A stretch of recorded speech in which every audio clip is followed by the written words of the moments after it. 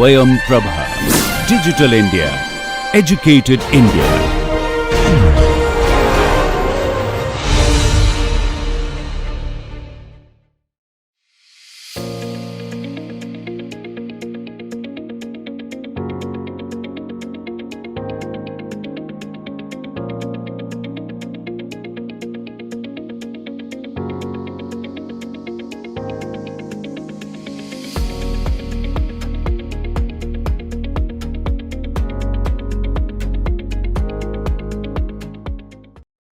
In last class, I have discussed how by using SPT data we can determine the CRR value and check the liquefaction possibility of liquefaction for a particular depth in a site, and by using a numerical problem or example problem. And I have given one data for CPT and then I will check whether the liquefaction will occur or not for a particular site using that CPT data.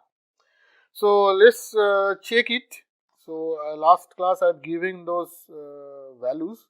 Now these are the values that I have given. So now we will check whether liquefaction will occur or not. And in my SPT problem, it was a sand, but 10% fine. So that we can identify because we can collect the soil sample and we can identify which type of whether fine is there or how much fine is there, which type of soil. So that was identified and it was very clear.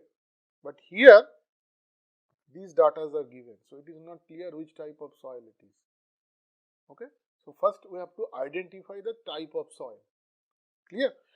So first we assume, as I given that those steps, that first we assume that or we take the soil is clay, or we will take n is equal to 1. Okay. So it is we are assuming that n is equal to 1, and let's see whether soil is clay or not. So so now here sigma v value or sigma v0 is given 2 into 18 plus 13 into 20 because it is 15 meter depth. So remember that here most of the cases I am giving a same unit weight for that as if that is a same soil, but in the field it can be layered soil also. So that means these unit weight may change with depth. For different depth, different unit weight because of the different layer. So remember that, and based on that you have to calculate. But here I am giving one unit weight only throughout the depth, but that may vary depending upon the type of soil. But here I am checking only for a particular depth, not along the all depth, because the same process you can follow. If the unit weight will change, it doesn't matter, you can consider that unit weight for that particular depth to calculate the sigma v0 and sigma v0 dash. Yeah. So this is 296 kilonewton per meter square, and sigma v0 dash is equal to 2 into 18. It is effective, 13 into 20 minus 10. So this is 166 kilonewton per meter square. Clear? So now I will calculate the Q value. Q value will be your QC. Q value will be QC and sigma V0 or sigma V divided by sigma V0 dash, because your n is equal to 1. So this is QC value is how much? 8300 minus 296 divided by 166, that is equal to 48.22. Okay, and F value is equal to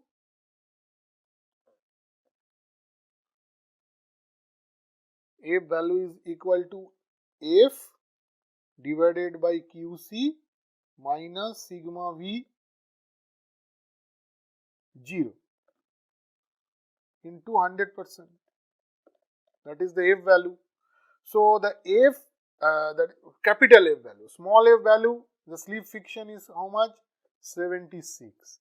QC is 8300. Sigma V dash is 296. 296 into 100. So that is given 0.95 percentage. Now I will calculate the IC value.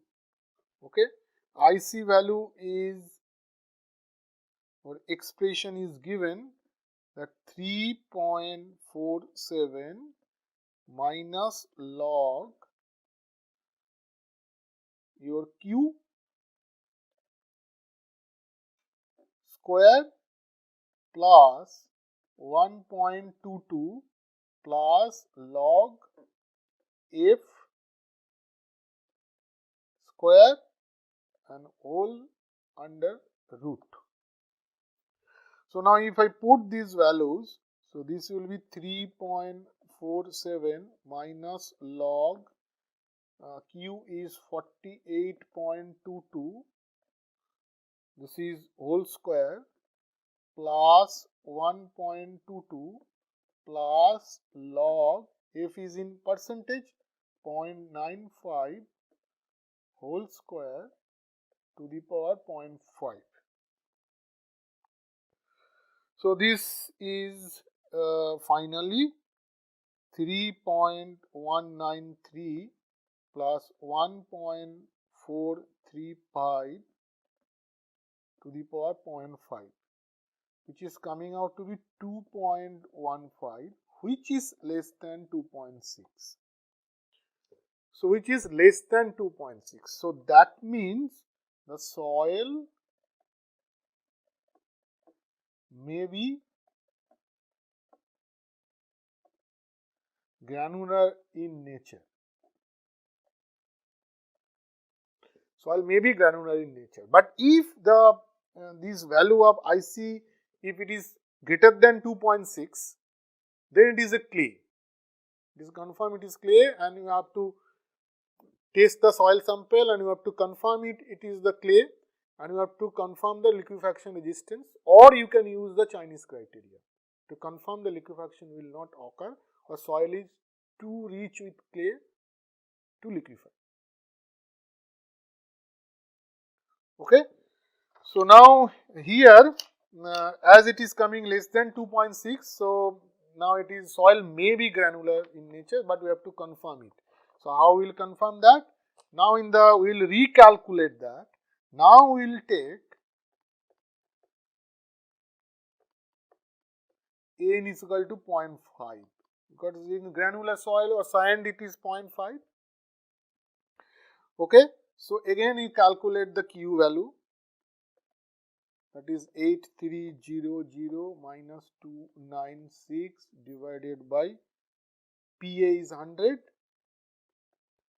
and this is 100 by sigma V 0 dash to the power N is 0.5. Now the equation of Q is your QC minus sigma V 0 divided by PA, then PA divided by sigma V 0 dash to the power N. Okay. So this is the initially N1 used, the N was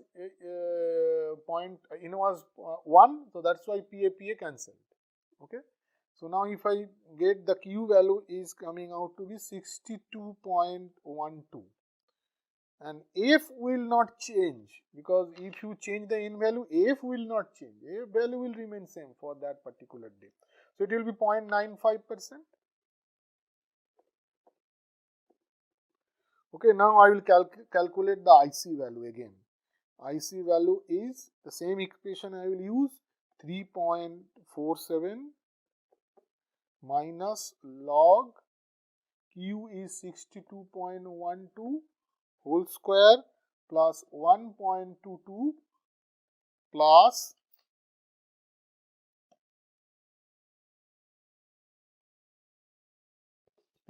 plus log 0.95 0.95, that is square divided everything within root. So IC value is coming out to be here is 2.06, so which is less than 2.6, which is confirming that soil is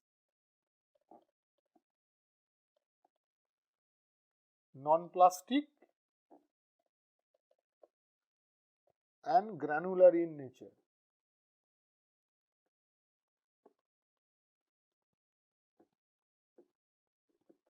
Okay, so now we can confirm it. Now, even if after that, if we consider n equal to 0.5 and if the IC value is greater than 2.6, if IC value comes greater than 2.6, then soil will be silt or silty sand.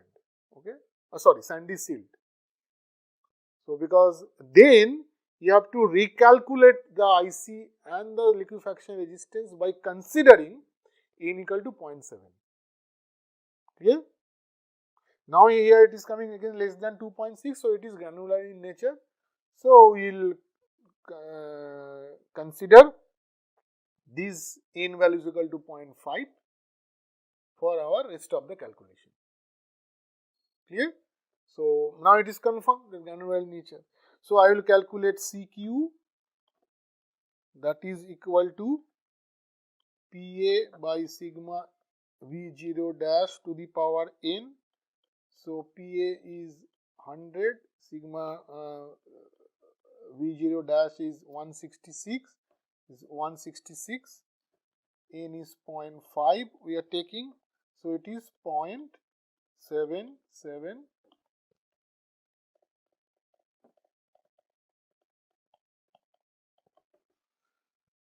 Okay, 0.77. Now QCI1N. Okay, now I have to normalize it. Now, previously we didn't normalize it. So we have only the raw data. Now normalize it. So this normalization is CQ into QC divided by PA. CQ is 0.776 and QC is 8300. PA is 100. So it is 64.41 is normalized QC is 64.41. Okay, but still it is not the clean sand normalized QC, because here 2 is the value, and if you look at this chart or this chart, you can see if it is 2, still it is not clean sand. Clean sand, if it is less than equal to 1.64, if IC value is less than equal to 1.64, then it is clean sand. But it is 2, then it is not a clean sand, it is mixed with fines. So now I have to convert it to clean sand. Okay, so I will do that.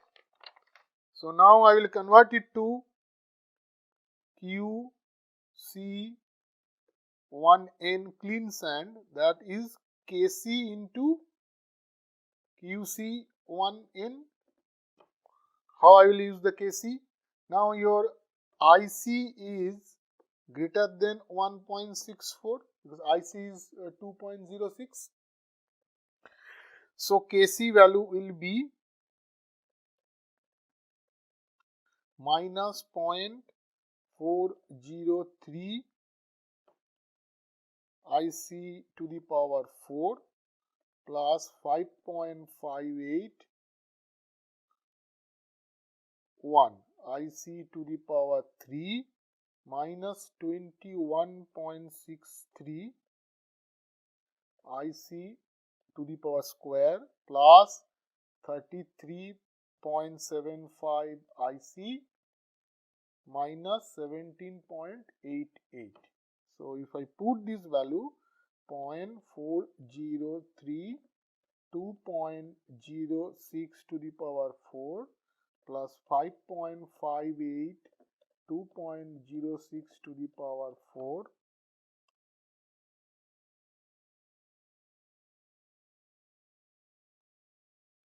okay to the power 3.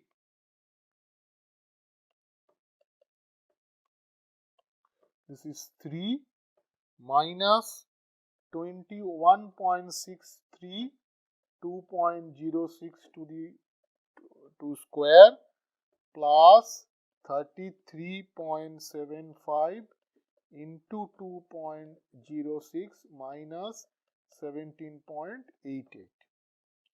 So IC value is coming out to be 1.38. So QC1N clean sand, that is equal to 1.38 into 64.41, that is equal to 88.89. So now it has been converted to clean sand. Now it is 1.38. Let's see the chart also. We can use this chart also. If it is 2.06 around here, it is around 1.38. You can see if this is the value, this is also around 1.38 or 4. Clear? So that means that because this line is double, this equation and of this line equation is this one. So that means either you use this chart or this equation. So I will prefer to use this equation, but you can use this chart also because same value is coming. Okay, so this is 88.89 is the clean sand one. So now I will calculate the CRR 7.5, that is equal to 93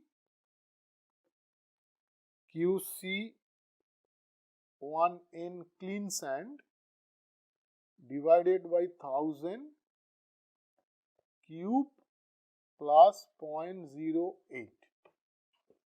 Okay. Now you put this value 93.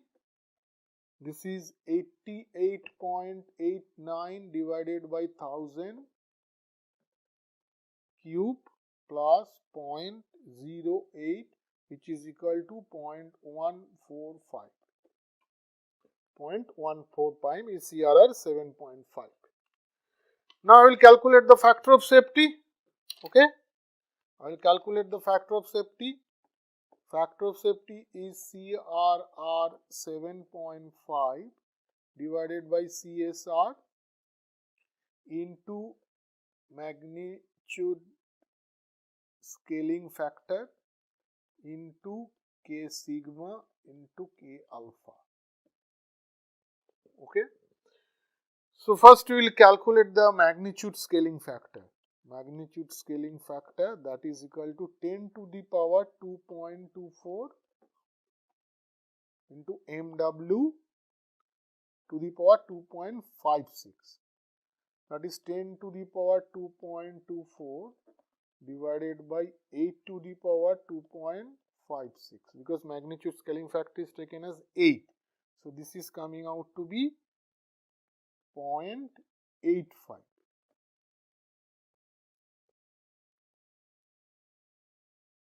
Okay, this magnitude scaling factor is coming out to be 0.85. Now if I get the factor of safety, okay, so before that I have to calculate the K sigma, because why I have to calculate the K sigma? As my sigma V dash is greater than 100 kPa. So I will apply the K sigma, so that K sigma expression is given sigma V0 dash by PA to the power F minus 1. Now the relative density RD is here say 50%. Okay, and you take F value as a 0.75. Okay, because it is given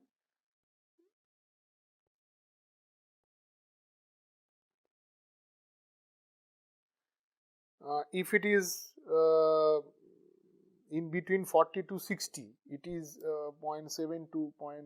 So if it is 7 to 0.8, so if it is 60, it is 0.7, 40 is equal to 0.8, so if it is 50, I am taking 0.75. Okay. So, but if you have the different relief density, then you can get the F value accordingly. A small f means that the small f value I am talking about. So, that means here f value is taken 0.75 because the range of RD 40% to 60%, F varies from actually 0.7 to 0.8. But remember that 0.7 is for 60% relative density and 0.8 is for 40% relative density. Clear? Or you can write it as 0.8 to 0.7. So, whatever way it is suitable for you. So, now it is 166 divided by 100, because you can see if it is 100 sigma V0 dash, then this value will be 1 only. This K sigma value will be 1 only. So, this is 0.75 minus 1. 0.75 minus 1. So, it is coming out to be 0.881. And as it is not subjected to again any load or structure, or it is not a sloping ground, again the K alpha value will be 1. Okay? There is no existing static shear stress. So, now I will calculate the factor of safety is equal to CRR is 0.145 divided by 0.224, I think it is your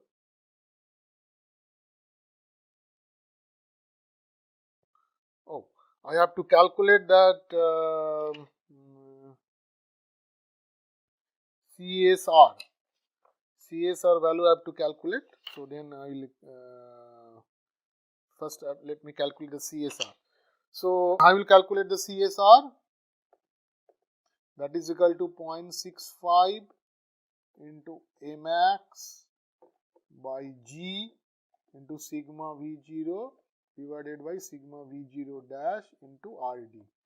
Now, here RD is greater than 9.15 meter, it is 16 meter. So, I will use the second equation to calculate the RD, because Z is greater than 9.15 meter, Z is 16 meter. So, I will use the second equation, and that is 1.174 minus 0.0267 Z.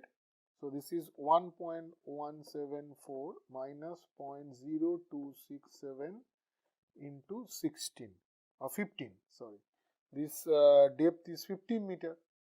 So, it is 15, which is greater than 9.15 meter. So, it is coming out to be 0.774, because this is valid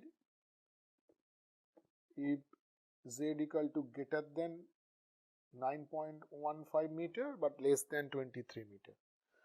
So, now my sigma V0 dash is equal to 166 kilonewton per meter square and sigma V0 is 296 kilonewton per meter square. So, CSR, that will be 0.65 into Max by G is 0.25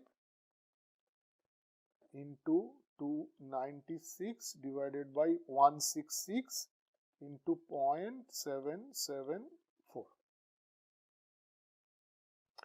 So, this is coming out to be 0.224. Okay. Now, if I put this value in the factor of safety, this will be 0.224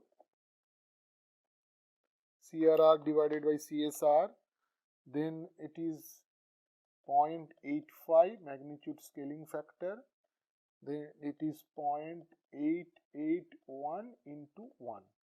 So, factor of safety is coming out to be 0.485, which is less than 1.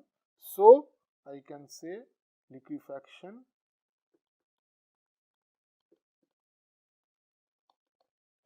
occur. Remember that the soil that I have considered in the SPT example and the soil I have considered in the CPT example, they are not same. Okay, they are different soil, but we have taken few unit weight values are same. It doesn't mean that soil is same. So you can ask me that in that case at 4.5 meter, it was liquefaction will not occur, but here that 16 meter, 15 meter liquefaction will occur. But that depends on the soil type. It can happen. Okay, so it is different soil. So this is the calculation for the two cases I have considered, but still I have not discussed how I will calculate K alpha, which is important. So that I will discuss later on. I will show you that under a foundation how you will calculate the static shear stress, and from there how you will calculate the K alpha. Okay, that I will discuss in the later part when I will discuss about the liquefaction susceptibility criteria for silt and clays or fine grained soil. So this is clear. This is for CPT and SPT how you can use and will check whether liquefaction will occur or not for a particular site, but you have to check it along the depth to identify the zone of liquefaction. So now this is the end of the recommendations. Those are given for those the summary of those workshops. Generally, these are we use. Okay, even IS code also recommended similar type of similar procedure. So and it is worldwide use. But after that, so that is given is 2001. Okay. Now after that, some modifications have been suggested because but that are for your information. Now it is up to you whether you will consider or not. But if you consider the recommendations, that is up to this. This is the recommendation. So we will consider these magnification factor, these these how to calculate this K alpha, K sigma. So those equations you use here, those are the given recommendation. But one more thing before I go to next part is mention that in that recommendation, this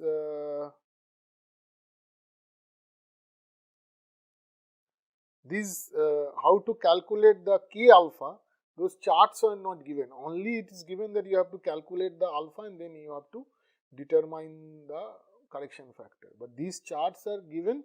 These charts are given later on. This is 2003 and this is previous chart, 1990. So these charts, these two charts are given later on. Okay. So these are later on because these the procedure that I am discussing that was published in 2001, and these two charts are given in 2003. So let remember that. But this chart was given previous to that recommendation publication. So that is 1990. So you can use these later on charts also, which is suggested by Seed and Bollinger. Okay, but it is not suggested during those workshops. Remember that. But as it is later on given, so we can use them. Either or you can use this chart also, which is given by Seed and Harder in 1990. Clear? So now there are some further recommendations. What are those further recommendations? The first recommendations or suggestions is that when you determine the RD, we didn't consider any magnitude effect. Whether it is a magnitude 7 or 8 or 8.5 or 6, we consider the same equation. Okay, in my previous methods that I have discussed. Okay, because that part is over. Now here some modification, but when we will check the liquefaction for sand, we will use those recommendations, those suggestions. But this is the additional modification now after that recommendation was given. Okay, so now it is up to you or the designer whether they or he will use these recommendations or modified charts or not. But these are not recommended during those workshops. Clear? So now the further modification and suggestions are that here the RD value is also your function of magnitude factor. Idris in 1999 is proposed that RD value is also function of modification magnitude factor. So or your magnitude. So how it is given that this is for magnitude 7.5, which is the original chart, which is given. This is the center line I am talking about. This is not the range, the average line. This is the average line that was given during that workshop. Though this was published before that publication, so where those recommendations are given, because this is published 1999, that was published in 2001, but still this was not considered during that workshop recommendation. Okay, but this is the recommendation that you can consider, because Idris suggested that the RD value is also function of magnitude. Okay, so this is the line, that is that average line for 7.5. Now if we have different magnitude earthquake, that average line will change. Okay, so that means this is the average line. Okay, this is the proposed by Sedan at this 1971. So here also you can incorporate the magnitude effect. So if it is 8, then this line you have to use, not this one. But if it is 6.5, this line. If it is 5.5, this line you have to use. Clear? This is one suggestions. And then Idris and Bollinger 2004, they have also slightly modified those chart for SPT to determine the CRR. Okay, and again this is CSR, or as I mentioned, this will be CRR 7.5. This is or CRR 7.5 magnitude. So you can see that initial chart is, so it was around less than 30. That base curve was in value for less than 30.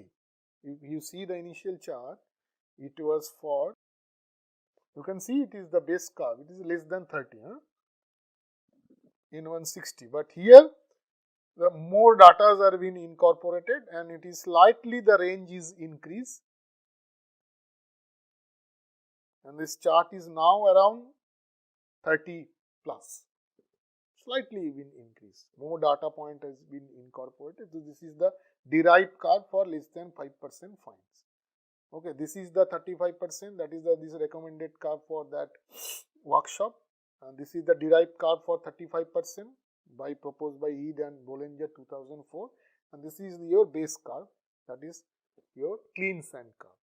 Similarly, for here also, that in the workshop, if you see the curve, you can see this is around 160, because it is giving around 160. That non-dimensional value, this is 160 around. Okay, so but if you see here, it is more than 160, it is close to 180. Okay, it is 50, 60, 70, 80, around 80, close to 80. So that means it is further more points are being taken, because you can see these are the liquefied points. These are non-liquefaction points. This is the liquefied, that means this, if you even in between greater than 160 also, there are some points where the liquefaction is been occurred, so it is been incorporated, and then a slightly modified range or chart is being recommended for clean sand condition. Okay, initially it was 160 around, now it is 180, 85 around. Okay, 180 around this chart, so slightly been modified. So and then for calculate K sigma, so the workshop they have given chart and equation. So Bollinger and Idris 2004, they have also given a new chart. Okay, so that is for in terms of N160 and in terms of QC1N. QC1N. Okay, that means the non-dimensional form tip resistance. So this is for 177, 130, 80, 150, and this is for NC N1 64, 10, 20, 30. So these are charts are given. Similarly, the earthquake magnitude also, because in the workshop that equation is given for magnitude scaling factor or for magnitude correction factor. So for sand, this Bollinger and this 2004, they have also given one equation for magnitude scaling factor, another equation. Now it is up to you which one you use, but if you see the recommended thing which is worldwide use, then that is the recommendation given in that workshop, the 2001 paper. Okay, so we will use that, but these are some additional recommendations or suggestions or modification that also you can consider. So now the another thing is that I have till now I have discussed the CPT, SPT and shear velocity. Now dilatometer test data also you can use to determine your CRR. Okay, this is you can see cyclic stress ratio, or you know now it is CRR, that is for 7.5.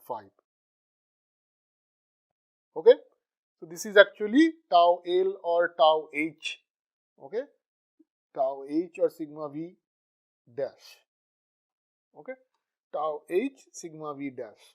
It is non-dimensional by cyclic stress ratio. Tau H sigma V dash or sigma V 0 dash. Okay, so here some recommended curves are given. This is the recommended curve. If you know the KD value, then you will get the CRR 7.5. Now what is KD value? I have already discussed in my lecture when I discussed the dilatometer test. So my dilatometer lecture, you can see what is KD value. Now if I know that KD value and you know how to determine the KD value, those things have been discussed in that lecture.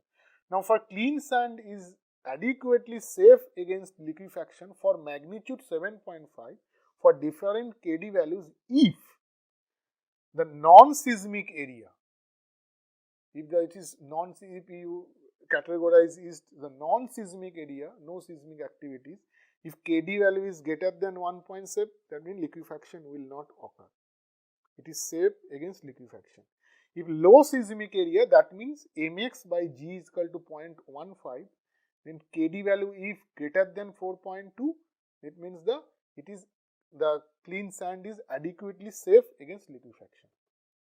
And if the medium seismicity area Mx by G is equal to 0.25, KD value is greater than 5, then it is safe against liquefaction. High seismicity area, if the Mx by G value is 0.35 and KD value is greater than 0.55, then it is safe against liquefaction. But if it is not less than this threshold value, then the possibility of liquefaction is there. It is not safe against liquefaction. Clear? So that means you can use the dilatometer test data also, you can use the VS data, you can use the SPT, CPT data also. But the workshop recommended test methodologies are CPT, SPT and the VS, because generally CPT and SPT are used frequently. Occasionally VS value is also used to check the liquefaction possibility. But in addition to that, these are the some other recommendation that if you have the dilatometer test data, then also you can use this recommendation and check whether liquefaction will occur or not. And those charts are those magnitude correction factor, K sigma or K alpha, those are also can be slightly, or these charts are slightly also modified. But again I am saying, when I will till now when I will check the liquefaction possibility of a coarse grain sandy soil or the gravelly soil, then I will use the recommendation given in the workshop. In this course also I will use those recommendations.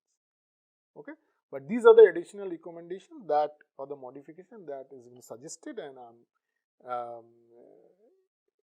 giving those modifications here to know, and now it is the designer's choice to use it or not. Okay. So that's it. So this is the end of this that liquefaction susceptibility criteria for sand or the check whether liquefaction will occur or not. Now in the next class, I will discuss about the liquefaction susceptibility criteria for clay and silt, that is for fine grained soil. Okay, and that is also important. And then you will combine it, make a general recommendation. Thank you.